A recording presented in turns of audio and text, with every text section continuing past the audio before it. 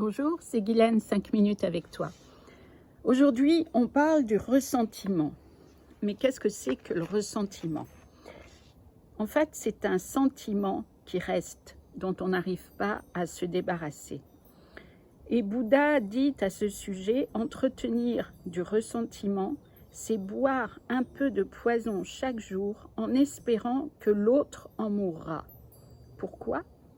En fait, c'est très simple. Parce que ce que nous éprouvons nous fait du mal ou nous élève. La pensée crée une émotion. Cette émotion a une fréquence qui vibre à hauteur de ce qu'elle est. Donc, colère et paix peuvent nous détruire ou nous guérir.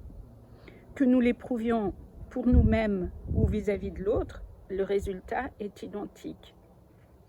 Le ressentiment, c'est un feu intérieur qui détruit celui qui l'éprouve.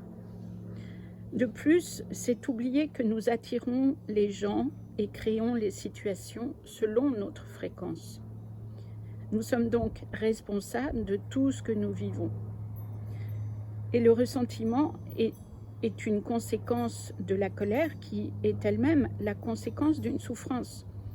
Par conséquent, mieux vaut s'occuper d'elle, mieux vaut s'occuper de cette souffrance qui est à l'intérieur de nous, qui génère de la colère, laquelle génère du ressentiment. Agir pour nous est la seule solution bénéfique.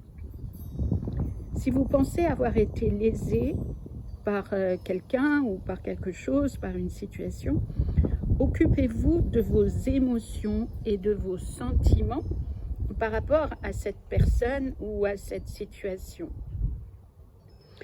Il est important de reconnaître que nos émotions et nos sentiments sont la conséquence de ce que nous avons vécu il y a très longtemps, parce que sans s'en rendre compte, nous avons établi une carte intérieure que notre énergie suit, et cette carte intérieure est devenue un programme.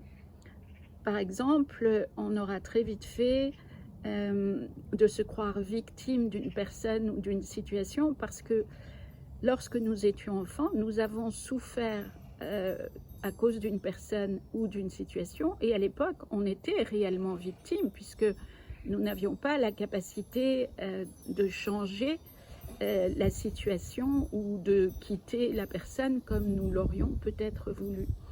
Donc, il est vraiment important d'aller examiner ce qui se cache derrière nos émotions et nos sentiments, parce que cela seul peut nous libérer. Voilà, merci de m'avoir écouté. À bientôt.